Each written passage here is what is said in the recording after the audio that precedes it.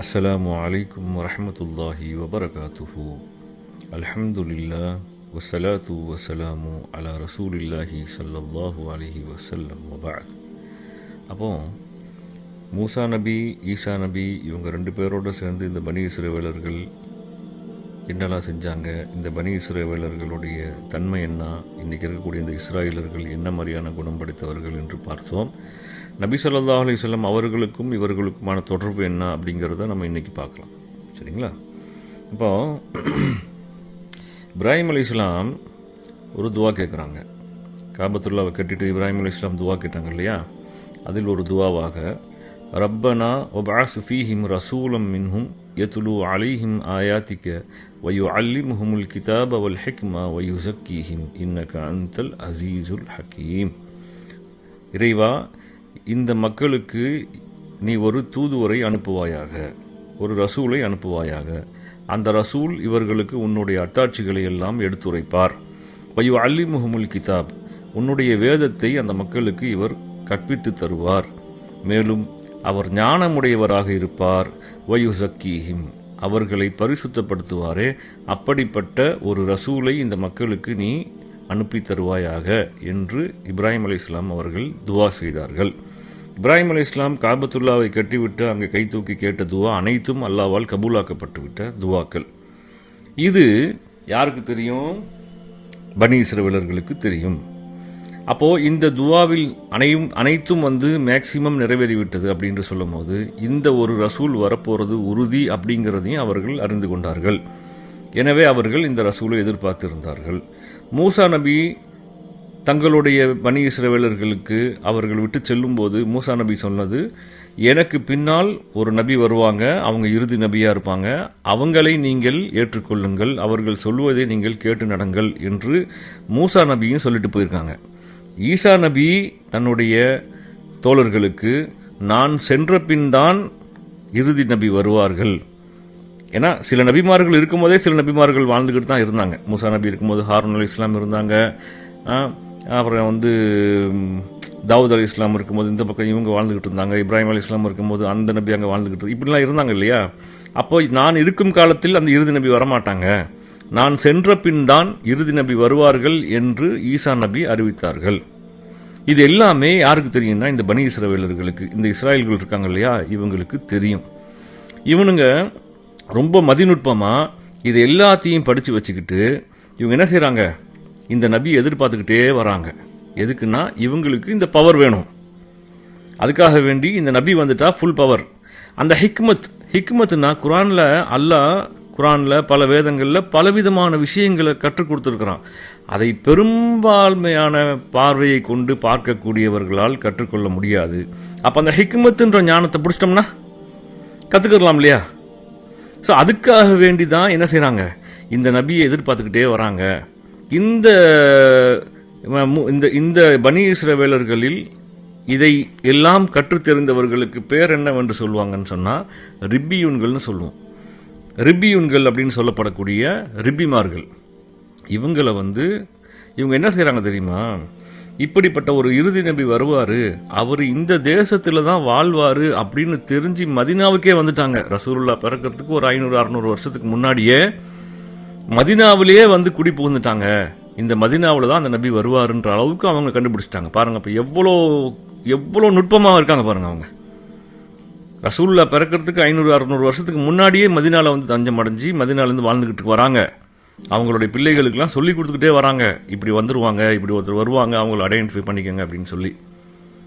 அப்போது அந்த நேரத்தில் அவர்கள் எதிர்பார்த்து கொண்டு இருந்தபோது அன்னைக்கு ஒரு நாள் திடீர்னு ஒரு அற்புதம் நடக்குது. என்ன, வானத்தில் நட்சத்திரங்கள்லாம் பயங்கரமாக ஜொலிக்குது. நட்சத்திரங்கள்லாம் அப்படியே கிட்ட வந்துட்ட மாதிரியான ஒரு ஃபீலிங். அப்படியே கிழக்குக்கும் மேற்குக்கும் நட்சத்திரங்கள் வெடித்து செதறுது. அதை பார்க்குறாங்க. என்ன ஒரு இதுவரைக்கும் நடக்காத, ஒரு உலகத்தில் நடக்காத, இதுவரைக்கும் எங்கேயும் கேள்விப்படாத ஒரு அற்புதமான ஒரு விஷயம் வானத்தில் நடக்குது. அப்போ ஏதோ ஒரு சம்திங் இஸ் ஹேப்பனிங் அப்படின்ற மாதிரி அவங்க கவனிக்கிறாங்க. அடுத்த 2 நாளில் அவங்களுக்கு தகவல் வருது, இந்த பர்ஷியா இருக்கு இல்லையா, ஈரான், அங்கே ஒரு மிகப்பெரிய ஒரு நெருப்பு குண்டம் ஒன்று எரிஞ்சிக்கிட்டு இருந்துச்சு. 1000 வருஷங்களுக்கு மேலாக நெருப்பு எரிஞ்சிக்கிட்டு இருந்தது. அந்த நெருப்பை அவர்கள் வணங்கி வந்தார்கள். அந்த நெருப்பு திடீரென்று அன்று அணைந்து விட்டது அப்படின்ற ஒரு நியூஸு. இன்னொரு பக்கம் அதே நெருப்பு அணைஞ்ச அந்த நேரத்தில் கிஸ்ரா அப்படின்ற அந்த பாரசீக ரோம் இருக்கு இல்லையா, அதனுடைய பூமியில் நிலநடுக்கம் ஏற்பட்டு அந்த ரோமனுடைய கோட்டை 2ஆக உடைந்து விட்டது, 2ஆக பிளந்துக்குச்சு அப்படின்ற ஒரு தகவல். இன்னொரு பக்கம் சாவா அப்படின்ற ஒரு ஏரி, அந்த ஏரி திடீர்னு வற்றி போயிடுச்சு. அந்த யூப்ரட்டிஸ் நதிக்கரை ஓரத்தில் ஒரு 23 கிலோமீட்டர் கணக்கில் வருது, நம்ம கூகுளில் பார்த்தா கூட தெரியுது. அந்த ஏரி வற்றி போய்விட்டது என்று இந்த தகவல் எல்லாம் வரும்போது இந்த ரிபிமார்களுக்கு தெளிவாக தெரிந்து விட்டது, இறுதி நபி பிறந்து விட்டார், இந்த பூமிக்கு வந்து விட்டார் என்பது அவர்களுக்கு விளங்கி விட்டது. அப்போ இந்த ரிபிமார்கள்லாம் உடனே என்ன செய்கிறாங்க அப்படின்னா, மதீனாவினுடைய தெருவுகளில் எல்லாம் இவர்களுடைய வேலைக்காரர்களான இந்த பெண்களை வந்து வீடு வீடாக அனுப்பி எந்தெந்த வீட்டில் குழந்தை பிறந்திருக்கு அப்படின்னு சொல்லி போய் பார்த்து அந்த பிள்ளைகளுக்கெல்லாம் அந்த டைம்லலாம் என்ன மந்திரிக்கிறது, இந்த சாமியனுடைய இதெல்லாம் சொல்லி அதை மேலே பிள்ளைங்களுக்கு வந்து இது ஓதி பார்க்கறது, இந்த மாதிரியான வேலைகள்லாம் செஞ்சுவாங்க இல்லையா. இந்த மாதிரி போய் செய்யுங்க, செஞ்சு அந்த ஒரு குறிப்பிட்ட ஒரு குழந்தையினுடைய உடம்பில் இப்படி ஒரு முத்திரை இருக்கிறதா என்று கண்டுபிடிங்க என்று சொல்லி அனுப்பி விட்றாங்க. ஏன்னா பிள்ளையை கடத்துறதுக்காக வேண்டி. ஆனால் அவங்க மதீனாவில் ரசூலுல்லாஹ் வாழ்வாங்கன்னு தெரிஞ்சு வந்திருந்தாங்க. ஒவ்வொரு நபிக்கும் ஹிஜ்ரத் இருந்துச்சு, அப்போ ரசூலுல்லாஹ் ஹிஜ்ரத்து பண்ணி தான் மதீனாவுக்கு வருவாங்கன்ற விஷயத்தை அல்லாஹ் அவங்களுக்கு மறக்கடிக்க வச்சுட்டான். அப்போ ரசூலுல்லாஹ் பிறந்தது எங்கே? மக்காவில். அப்போ இவங்க மதீனாவில் தேடிக்கிட்டு இருக்காங்க வீதி வீதியாக, அவங்களால கண்டுபிடிக்க முடியல. இப்படியே கடந்து ரசூலுல்லாஹ் கொஞ்சம் காலம் வளர்ந்து தன்னுடைய பாட்டனாரோட சில நேரங்களில் வந்து ஷாம் தேசத்துக்கு வியாபாரத்துக்கு கூட்டிகிட்டு போவாங்க சின்ன பிள்ளையா ரசூலுல்லாவை. அப்போ போகும்போது அங்கே உள்ள சில ஃபாதரிமார்கள், சில அறிஞர்கள் வந்து ரசூலுல்லாவோட நிலைமையை பார்த்துட்டு சொல்கிறாங்க, இல்லை இந்த குழந்தை வந்து ஒரு சாதாரண குழந்தை இல்லை, இது ஒரு அற்புதமான இறைவனுடைய அருளாசி பெற்ற ஒரு குழந்தை, இதை நீங்கள் பாதுகாப்பாக வச்சுக்கிறோம், இந்த பிள்ளைய இவரை நீங்கள் பாதுகாருங்க, இல்லைன்னு சொன்னால் இவர் உயிருக்கு என்றைக்கு இருந்தாலும் ஆபத்து இருக்குது அப்படின்னு சொல்லி அந்த ஃபாதரிமார்கள் சொல்கிறாங்க. அப்போ ரசூலுல்லாவுடைய உயிருக்கு சின்ன வயசுலேருந்தே திட்டம் இருந்துக்கிட்டே தான் இருந்துச்சு. குழந்தையாக இருக்கும் போதே ஹலிமா அம்மாவோட வீட்டில் பால் குடிக்கும் போது ஷக்குல் கல்புன்னு சொல்லப்படக்கூடிய அந்த கல்பு பிளந்து அவர்களுடைய உள்ளத்தை ஜிப்ரீல் இஸ்லாம் கழுவுனாங்க இல்லையா, அந்த சம்பவத்தை நேரில் பார்த்து ஹலிமா அம்மாவுடனுடைய பெண் குழந்தை பதறி அடிச்சுக்கிட்டு ஓடி வந்து கத்துனாங்கல்ல. அப்போ இது தெரிஞ்சு யாராவது ரசூலுல்லாவை பின்தொடர்ந்து வந்துடக்கூடாதுன்னு சொல்லி அங்கேருந்து உடனே இடமாற்றம் பண்ணாங்க. இப்படி ஏகப்பட்ட இடத்துல ரசூலுல்லாவை ரொம்ப ரகசியமாக வச்சு தான் வளர்த்தாங்க. ஆனால் பனு ஹாஷிமுக்கு அல்டிமேட்டாக தெரிஞ்சிடுச்சு இவங்க வந்து அல்லாவுடைய மிகப்பெரிய ஒரு பொக்கிஷமான ஒரு குழந்தை. அப்போ அவங்களுக்கு நுபுவத் வந்தது ஒன்றும் ஒரு ஷாக்கிங் நியூஸாக இல்லை. ஏன்னா ரசூலுல்லாவுடைய தன்மையை சிறு வயதிலிருந்தே விளங்கி தான் பனு ஹாஷிமுடைய குடும்பத்தினர்கள் ரசூலுல்லாவை வளர்த்தார்கள். அப்போ இந்த மாதிரியான விஷயங்கள் எல்லாம் கொண்டு ரசூலுல்லாவுடைய வளர்ப்பு இருந்துச்சு. இதை யூதர்கள் ரசூலுல்லாஹ் வளர்ந்த பின்னாடி, நுபுவத் வந்த பின்னாடி ரசூலுல்லாஹ் ரொம்ப எதிர்பார்க்குறாங்க யார்கிட்ட, இந்த யூதர்கள்ட்ட. ஏன்னா இந்த மக்காவினுடைய குறைஷிகள் இருக்காங்க இல்லையா, இவங்க கூட காட்டுவாசிங்க, இப்போ இன்றைக்கும் கூட காட்டுவாசி தான் அவனுங்க. அப்போ இந்த காட்டுவாசிங்க கிட்ட போயிட்டு அல்லாவை பற்றியும் வேதத்தை பற்றியும் சொன்னால் இவனுங்களுக்கு புரியாது, இவனுங்க பெருமடிக்கிறவனுங்க. அது இவனுங்கள்ட்ட சொல்லி புரிய வைக்கிறத விட இந்த ரிபிமார்கள் வந்து நபிமார்களோடும் வேதங்களோடும் தொடர்புடையவர்கள். அப்போ இவங்களுக்கு அது புரியும் அப்படிங்கிறதுனால இந்த ரிப்பிமார்கள், இந்த யூதர்கள், இந்த மதீனாவில் இருக்கக்கூடிய யூதர்கள் மீது ரொம்ப ஆதரவு வச்சுருந்தாங்க ரசூலுல்லாஹ். அவங்கள்ட்ட போய் சொன்னோம்னா அவங்களுக்கு புரிஞ்சிடும்னு சொல்லி. அப்போ அவங்க போகிறது வந்து மக்காவாசிங்களும் பார்க்குறாங்க, இவங்க ரிப்பிகிட்ட போகிறோம். ஏன்னா அந்த ரிப்பிமார்கள் வந்து ரொம்ப ஃபேமஸ் அரபுக்கு மத்தியில். நல்ல இது நடக்கணும் அப்படின்னா, ஏதாவது நல்ல காரியம் வைக்கணும் அப்படின்னா இந்த ரிப்பிமார்கள்ட்ட போய் கேட்டு தான் அரபிகள் செய்கிறது பழக்கம். அந்த ரிப்பிமார்கள் சொன்னால் அதை அவர்கள் அப்படியே கேட்டு செய்வார்கள். அவ்வளோ மரியாதைக்குரியவர்கள் இந்த ரிப்பிமார்கள். அப்போ இந்த முகமது ரசூலுல்லாஹ் வந்து நுபுவத் வந்த பின்னாடி ரிப்பிமார்களை போய் சந்திக்க போகிறாங்கன்னு சொன்னோன்னா அது ஒரு மிகப்பெரிய எதிர்பார்ப்பாக இருந்துச்சு மக்காவாசிங்க மத்தியில். அப்போ ரிப்பிமார்கள் ரசூலுல்லாவை போய் பார்த்துட்டு நான் தான் ரசூலுல்லான்னு இவங்க சொல்லும் போது அந்த ரிப்பிமார்கள் பல கேள்விகளை கேட்டார்கள். அதற்கு ரசூலுல்லாஹ் பதிலும் சொன்னாங்க. அகஸ்ட் மாதம் விளங்கிச்சு. ஆனாலும் இவங்க என்ன பண்ணிட்டாங்க, இதுக்கு மேலே அந்த மனிதர்கிட்ட பேசக்கூடாதுன்னு சொல்லி அனுப்பிட்டாங்க. திரும்ப உங்களை நாங்கள் அல்லாஹ்வுடைய ரசூலாக பார்க்கல, நீங்கள் பொய் சொல்கிறீங்கன்னு சொல்லி அனுப்பிட்டாங்க. அப்போ ரசூலுல்லாஹ் எவ்வளோ பேசி பார்த்துட்டும் திரும்ப வந்துட்டாங்க. ரசூலுல்லாஹ் ரொம்ப மனவேதனை ஆயிட்டாங்க. இந்த மனிதர்கள் வந்து அல்லாஹ்வையும் அல்லாஹ்வுடைய வேதத்தையும் அறிந்தவர்களாச்சே, பல நபிமார்களுடைய தொடர்பு உள்ளவங்களே, இவங்க நம்மளை ஏற்றுக்குவாங்கன்னு நினச்சா இவங்களும் நம்மளை என்ன செஞ்சிட்டாங்க, நிராகரிச்சிட்டாங்களேன்னு சொல்லி வரும்போது மக்காவாசிகள் எல்லாம் ரொம்ப கொண்டாட்டமாயிட்டாங்க. நாங்கள் ஆல்ரெடி இவங்களை வந்து ஒரு சூனியக்காரர், பைத்தியக்காரர்னு சொல்லிக்கிட்டு இருந்தோம். இப்போ பாருங்கள் ரிப்பிமார்களே இவரை வந்து ரிஜெக்ட் பண்ணிட்டாங்க. அப்போ இவர் முழுக்க பொய் தான் சொல்கிறாரு அப்படின்ற மாதிரியான முறையில் வரும்போது தான் அல்லாஹு ஜல்ல ஷானு தஆலா தொடர்ச்சியாக ஆயத்தை இறக்க ஆரம்பிச்சிட்டான். இந்த ரிப்பிமார்களை வந்து நீங்கள் ரொம்ப நம்பிட்டு போயிட்டீங்க யார் ரசூலுல்லாஹ், நீங்கள் கவலைப்படாதீங்க, ஏன்னா இவனுங்க நல்லவனுங்க இல்லை, யாரு? இந்த ரிப்பிமார்கள் வந்து யோகியனுங்க இல்லை, இவனுங்க என்னெல்லாம் பண்ணியிருக்கானுங்க தெரியுமா? இவனுங்களுக்கு நான் எவ்வளோ சலுகை கொடுத்துருக்குறேன், ஆனால் அத்தனை சலுகையும் பொங்கிக்கிட்டு என் நபிமார்களை வந்து வீணான முறையில் என் நபிமார்களை பொய்ப்படுத்தி என்னுடைய நபிமார்களை கொலை செய்தவனுங்க இந்த ரிப்பிமார்கள்.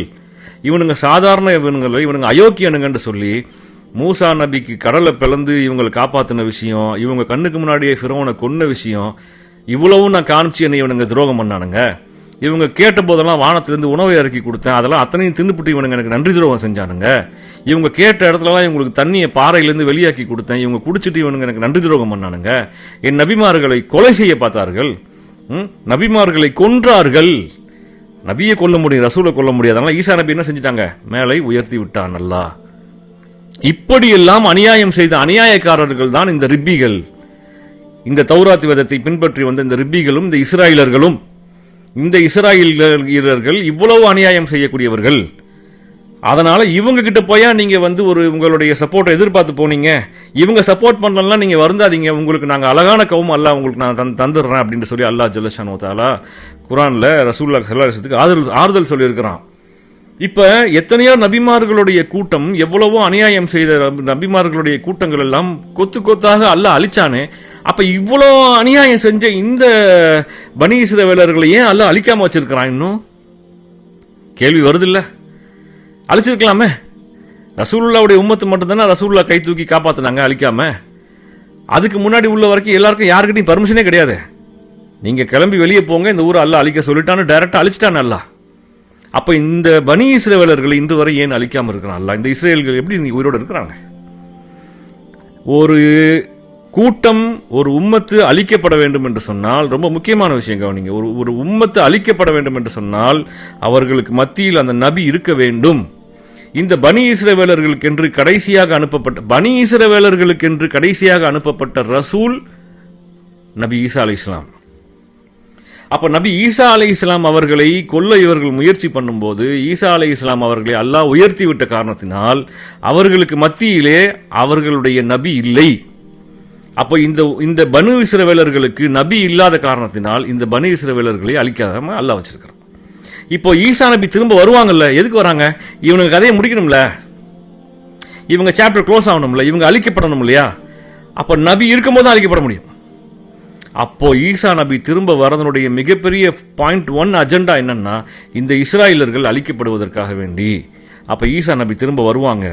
ஈசா நபி திரும்ப வந்து இந்த இஸ்ராயலர்களை அழிப்பார்கள். அவர்களுக்கு முன்னால் தான், அவர்கள் இருக்கும் சமயத்தில் தான் இந்த இஸ்ராயலர்கள் அல்லாஹுவால் அழிக்கப்படுவார்கள். புரியுதா? இது சாதாரண விஷயங்கள் இல்லை, இது ரொம்ப பெரிய விஷயங்கள். குர்ஆனிலே மிக பயங்கரமான தெளிவோடு இருக்கக்கூடிய விஷயங்கள். ஆனால் நம்ம இதை பார்ப்பதற்கென்று ஒரு ஞானம் வேண்டும். குர்ஆனில் எதுவுமே இல்லாமல் இல்லை.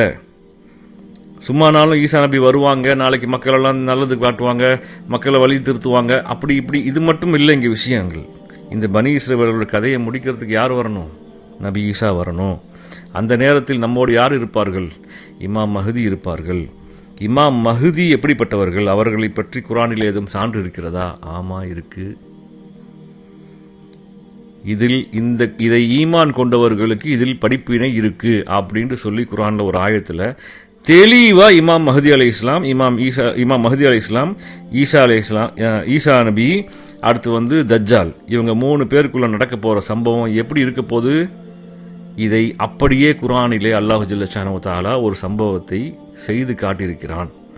அதை குர்ஆனிலே நமக்கு சொல்லி தந்திருக்கிறான். அது அப்படியே ரிப்பீட் ஆக போகுது.